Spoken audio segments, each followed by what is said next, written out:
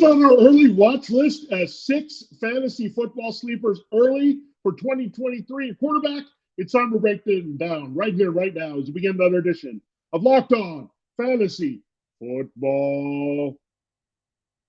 Our Locked On Fantasy, your daily NFL fantasy podcast. Part of the Locked On Podcast Network. Your team every day.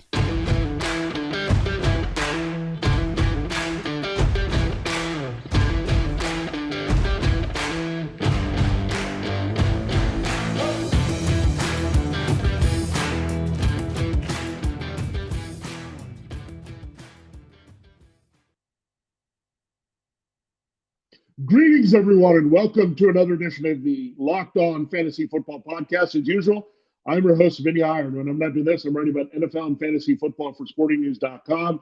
Continue to check out my draft breakdowns there. Anthony Richardson's Pro Day. Excited about his fantasy football potential as a rookie and beyond in this league. A lot of exciting rookies about to come to the league. We'll have a lot of draft talk as we turn the calendar to April, but it's still March here, and we wanted to look at some early sleepers, and we're going to do that across positions. So if you missed our look at the depth charts across the league, all 32 teams, we got to them by division, so check those out.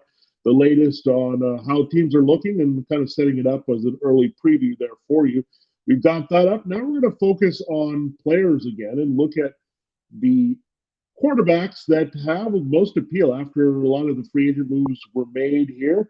Most teams have their starters, except for the ones that are going to target a quarterback in the first round of the draft. We're going to be proceeding with caution on those players, but we do have some veterans in really good positions here that could surprise us. And keep in mind that we didn't think that some of these quarterbacks were going to be in the top 12 last year. Trevor Lawrence, he's surprised. We know what we got from Jared Goff, Daniel Jones, and then the biggest surprise of them all, finishing as a QB5 behind Patrick Mahomes, Josh Allen, Jalen Hurts, and Joe Burrow was Geno Smith.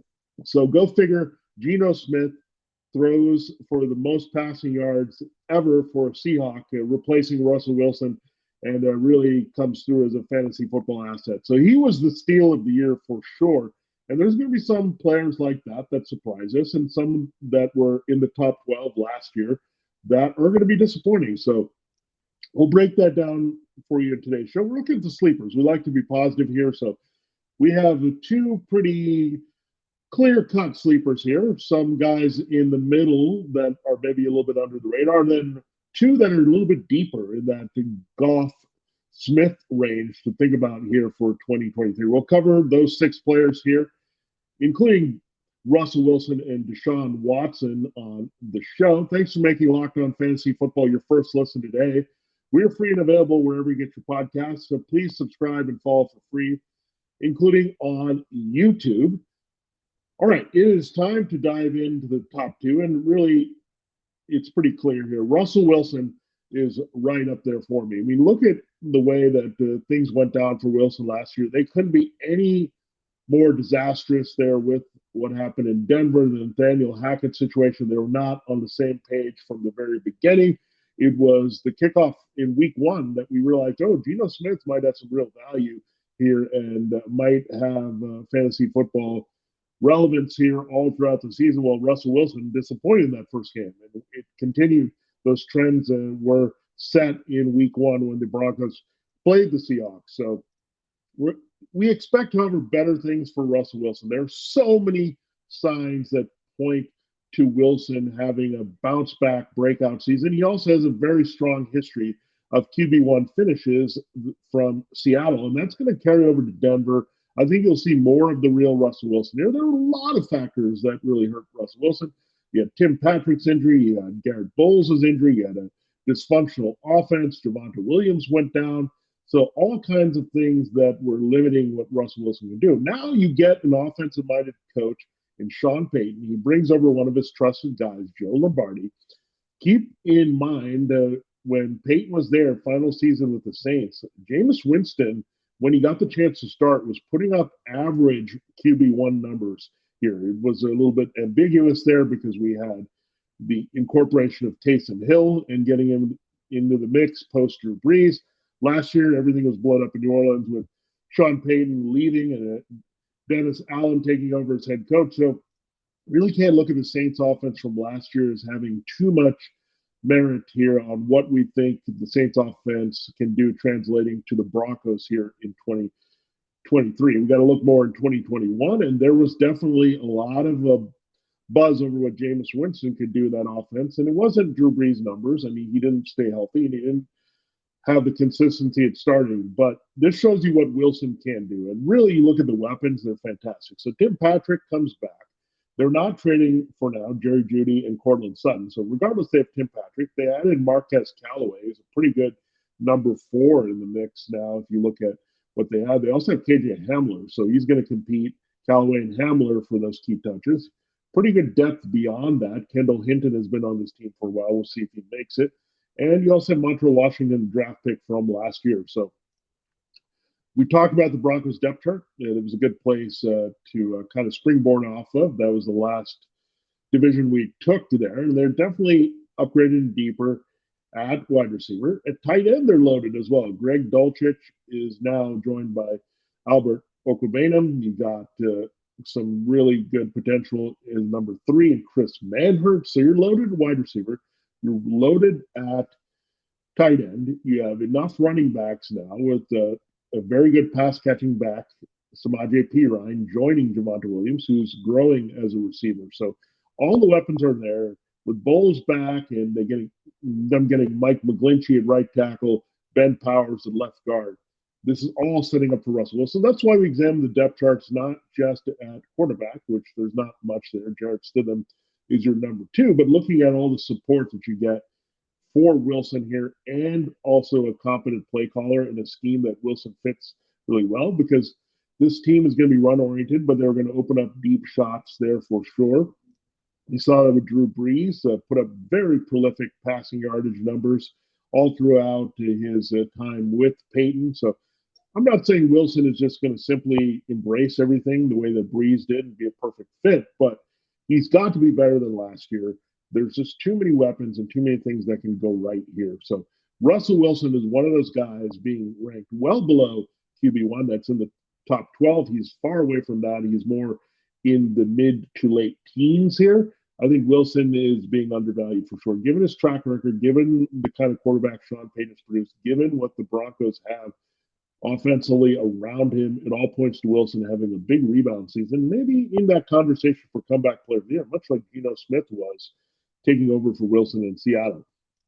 All right, Deshaun Watson, he's the other one that we look at easily, but we didn't expect the Browns to be this aggressive in upgrading their team, but you have already Amari Cooper, Donovan Peoples-Jones, David Njoku, Harrison Bryant is a pretty good second tight end. A little bit void here with Kareem Hunt out of the mix, not re-signed yet. He still could come back. They moved on from Dearness Johnson, but the thing about Deshaun Watson, he's not a big check down quarterback unless you kind of tailor him to that. He likes to throw downfield. So now you get Elijah Moore to work the slot. Peoples-Jones is a speedy guy on the outside. You got Amari Cooper who can line up in a variety of places. You got David Bell, who's a kind of a big slot here in development. So pretty good value there. You got Anthony Schwartz, who's got some field stretching speed as well. So this offense and the weapons are tailored to what Deshaun Watson does. Well, of course, he can also give you some numbers, much like Wilson, in the running game, on top of those big plays downfield in the passing game. This offensive line, there's no question at all about this. With Jedrick Wills at left tackle, you have Jack Conklin holding down right tackle, Wyatt Teller, maybe the best offensive lineman on the interior in the league. He's at right guard here. So really pretty solid overall for the Browns up front. The Browns defense is a little bit better, but I don't think it's to the point of domination. And Wilson has been waiting for this. And Jacoby Brissett, we know, put up some competent QB1 numbers at times in the right matchups. And now you have Watson inheriting this offense. It's a full offseason and season of work here that he's going to have in this offense. So fully restored here. And there were some flashes of it. He was getting his feet wet a little bit in this offense. It was hard to go in there after 11 games of Brissett. But now you'll see more of the real Watson emerge. So that one I think is a little bit more obvious. But I think Wilson still has a better shot than finishing higher than Watson. I think the Browns defense actually might be a little bit better than the Broncos defense. I know you have that backbone in Denver with a lot of top players, but they're also playing in the AFC West, where there could be some high scoring games of the Raiders, Chargers, and Chiefs. So that's why I would lean a little bit more Russell Wilson here than Deshaun Watson, having that QB1 potential to finish in the top 12 in scoring as a possession here in 2023. We're looking at the early quarterback sleepers for this season here. We got 4 more to talk about, 2 in that mid-range and 3 a little bit deeper that we're going to look at here that could finish in the top 12, much like we saw Smith, Lawrence, Jones, and Goff really surprised us last year. So looking forward to that. We know the quarterback rankings are not how they always end up finishing. So that's some great stuff to think about, as well as the Built March Madness bracket. It's here. You know you have a favorite Built Bar Puff. Now's your time to make it count. Go to builtmarchmadness.com to vote for your favorites. It is the end of March here, so you want to get into it. You know I'll be voting for the churro bar. I also like the coconut almond bar. Whatever your favorite bar puff is, you can go after it. And it's an exciting time. You've got probably one of your favorites that you're looking at either in the men's or women's Final Four. You'll be pulling for that team. Well, you'll be voting for your favorite bar too. Support your team, support your bar or puff. And when you vote for your favorite bar puff, you will be entered into a drawing with 50 lucky Locked On listeners will get a free box of Built. Not only that, but one Locked On fan will win a 12-month subscription to Built to have Built's best bars or puffs delivered monthly straight to your door. You got to try Built. Built is the best protein bar ever. Seriously, they're so amazing you won't think they're good for you. What makes Built bars and puffs so good? Well, for starters, they're high in protein, low in sugar, and covered in 100% real chocolate. That's right, 100% real chocolate. Get in on the Built March Madness. All you have to do is run to builtmarchmadness.com right now to vote for your favorite bar puff and pick up a box while you're there. You can vote every day in March, so get on it. We're end of March here, so hop in and support your pick.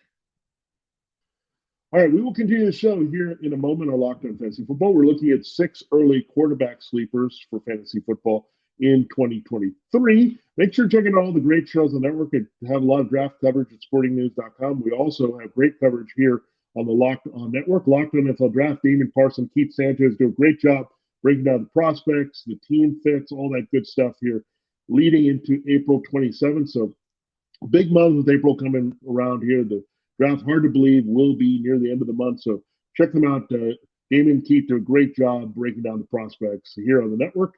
Locked On NFL Draft, part of Locked On Podcast Network, just like this show, Locked On Fantasy Football, your team every day. All right, another sleeper that I really like this year is Jimmy Garoppolo. Now, I know Derek Carr didn't finish in QB1 status last year, and he was a bit disappointing, but Jimmy Garoppolo also has had a history of finishing in the mid-teens there as a fantasy football quarterback with his days in San Francisco and New England for a brief time starting. He doesn't put up huge numbers, but I look at the Raiders. They were a run-heavy team last year, and that's the one concern we have. But I don't think they can afford to be that. I think their defense still has some holes. I don't think they're going to be able to plug all of them, just like Russell Wilson. You got to deal with Patrick Mahomes and Justin Herbert in this division quite a bit here. So looking at Garoppolo and Wilson being involved in some of these duels as well. So you look at the weapons. I mean, you have Devontae Adams. He's an automatic wide receiver 1. Hunter Renfrow hopefully will come back healthy. You've got now Jacoby Myers. He knows this offense inside out of Josh McDaniels as well as Garoppolo. So they haven't played together, but this is a good connection to look at. Tight end is a little bit challenging. Austin Hooper is the new guy there that they look at, as well as O.J. Howard, because they traded Darren Waller. Foster Moreau has had a medical issue, so he's going to be out. But definitely with those receivers, there's a room to put up some numbers for Garoppolo. Jacobs himself is a good receiver out of the backfield. Garoppolo's not going to give you much of that running. Wilson can do a little bit of that, although he's curbed it in years. Watson does a little bit more than Wilson. Garoppolo's not going to give you that element, but there's just going to be some high volume games here with the Raiders that's going to happen. And I think they were a little bit gun shy with Derek Carr because they weren't fully immersed in him into the Josh McDaniels offense. But now Jimmy Garoppolo, they're going to throw everything at him.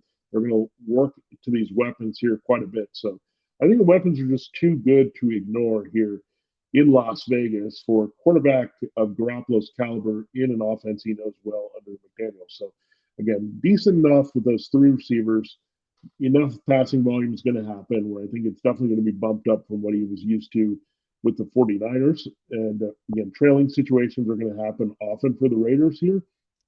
He still could be the worst team in the division. So a lot of garbage time that he's throwing for a lot of yards there that you look at. So Garoppolo's capable of that with the high volume to put up the numbers. He just hasn't been asked to do that here in a while because really, you look at the Patriots, they had a tough defense as well. The 49ers had the running game that was so elite. I mean, I get it. There's a leading rusher in Las Vegas, but I think they want to open up the pass game. That's why they get Myers here with Renfro, try to get the ball downfield a little bit more. So that's all going to push well into Garoppolo's favor here. So he's a guy that I'm watching for sure as a QB1 sleeper outside of the top 12 in the rankings right now.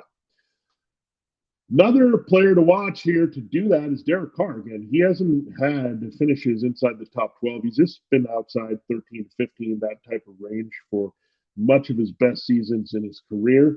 But we look at the Saints. We said the Saints offense and the potential there, the Jameis Winston numbers from a couple of years ago on average. I know that Sean Payton and Joe Lombardi are now in Denver, but some of the same concepts are there for the Saints. Derek Carr also has some extremely terrific weapons here. You have Chris Olave and Michael Thomas returning. Michael Thomas already battled a bit of injury, but you have Olave who's pretty special here.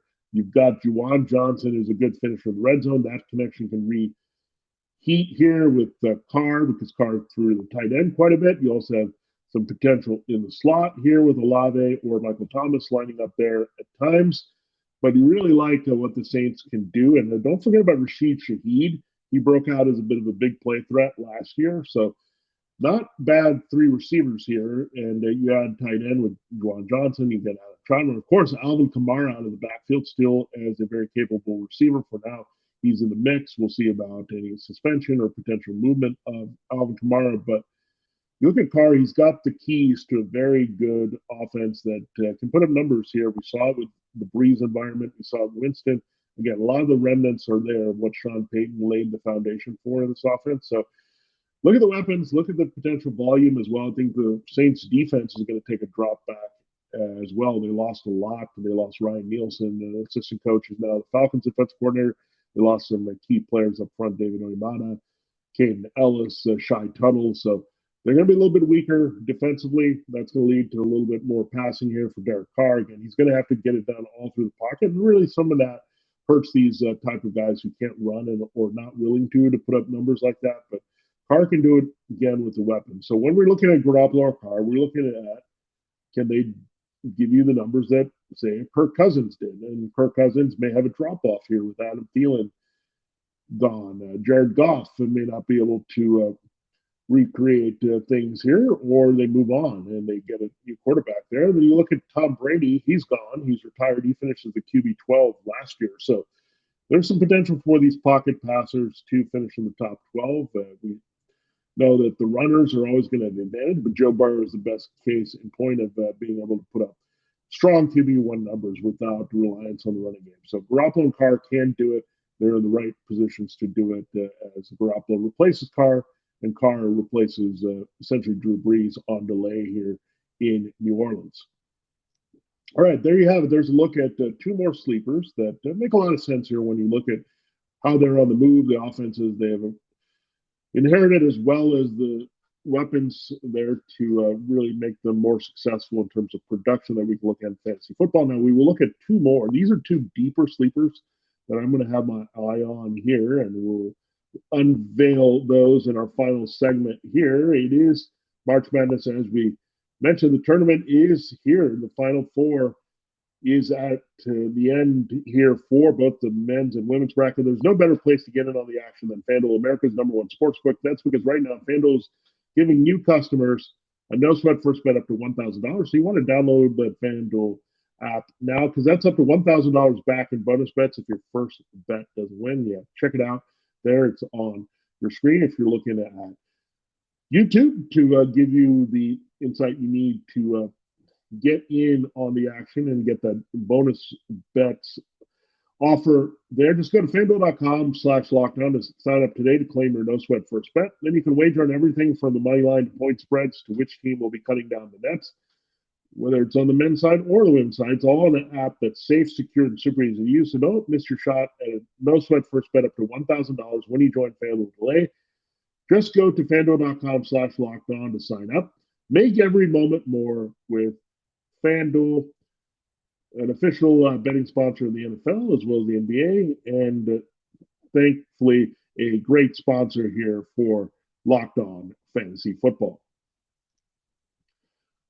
All right, it is time to close the show and the week here on Locked On Fantasy Football with a look at two more sleepers, early sleepers at quarterback. We're part of Locked On Podcast Network, your team every day. Coming up next is a guy that could finish in the top 12 at quarterback is Jordan Love of the Packers. We were just waiting for the Aaron Rodgers trade to happen. Now, Aaron Rodgers I could have put on this list, but he's a QB 13 with Brady retiring. He's right there in the top 12 already, so I didn't consider him a sleeper. But Jordan Love is an interesting guy for sure. We saw in the transition from Brett Favre to Aaron Rodgers, it didn't take long for Rodgers to be a top fantasy football asset. Jordan Love has that potential. I mean, look at the weapons, Christian Watson, Romeo Doubs there. So you could also see them pick up a tight end in the draft, such as Michael Mayer or Dalton Kincaid. So that helps. Aaron Jones is a good receiver in the backfield. This offensive line still holding up with David Bakhtiari, Elston Jenkins, and others. There, Love has a little bit of running potential as well that Aaron Rodgers didn't offer. He had the mobility and athleticism.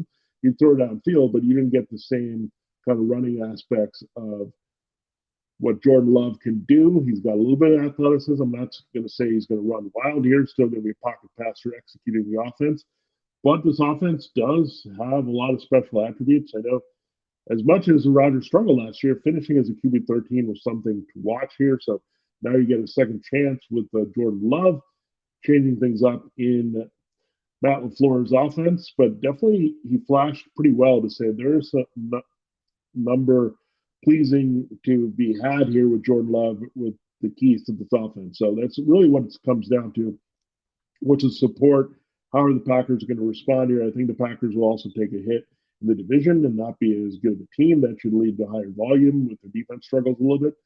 A little bit of changing of the guard with the Lions and Bears on the rise here, and the Vikings may be in for a slip. But Jordan Love, I like the talent. I like the weapons.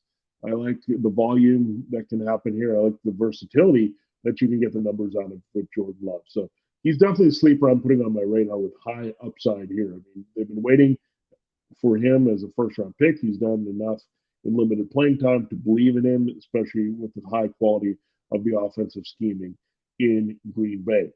And now this one will be seeming to be totally out of left field, a dart throw, but there's some good logic to it. It is Sam Howell of the Commanders. Now, I know the Commanders are being a little bit careful with Jacoby Brissett there. We know he put up some numbers, but I think I'm just going to look at the Commanders starting quarterback because they have good value. Now, Sam Howell didn't play a lot, but he did flash some QB1 numbers in limited action last year. So they're trusting in Sam Howell here for the corner. But what I like about the Commanders is you got Taylor Heineke that could put up some numbers there. We saw Carson Wentz early in the season.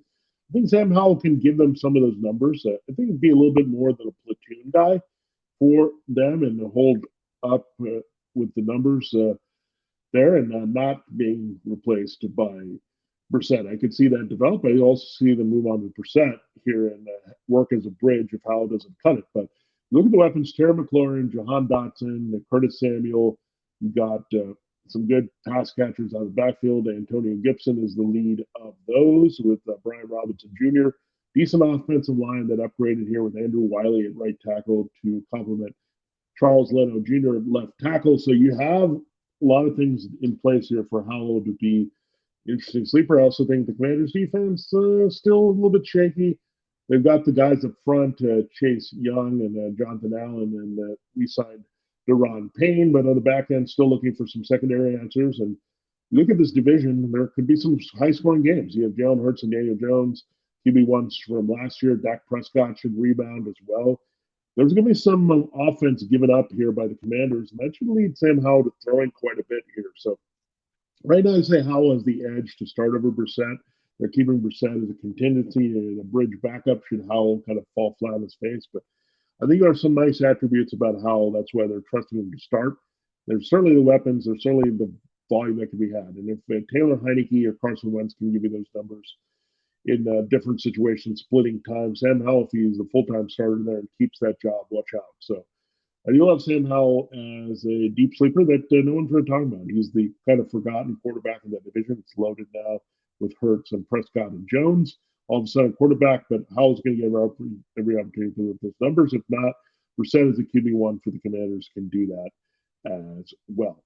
So there you have it. There's a breakdown of the sleeper quarterbacks I have on my list. 6 sleepers to look at early across the board that could sneak into QB1 status, top 12 scoring in fantasy football leagues here for the 2023 season. So we'll do that again with running backs, wide receivers, and tight ends, and then we'll focus our attention on the draft quite a bit. So we're giving you some feelers out after free agency. We'll have some different vibes after the draft as well. But these are 6 guys we definitely like with that potential to break into the top 12 in 2023. Thanks again for making Locked On Fantasy Football your first listen every day. Again, we'll be up looking at the running backs there, sleepers that we're going to look at outside of the RB2 realm to sneak in there.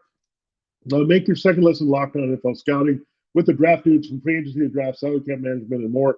Join NFL experts Kyle Krabs and Joe Marino as they take you through what it's like to build a successful NFL franchise every Monday through Friday. Find Locked On NFL Scouting with the draft dudes wherever you get your podcast and on YouTube.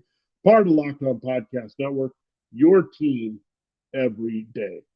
For Locked On Fantasy Football, this has been Vinnie Iyer. Have a great weekend. We'll check you out looking at the sleepers at running back here early for 2023 fantasy.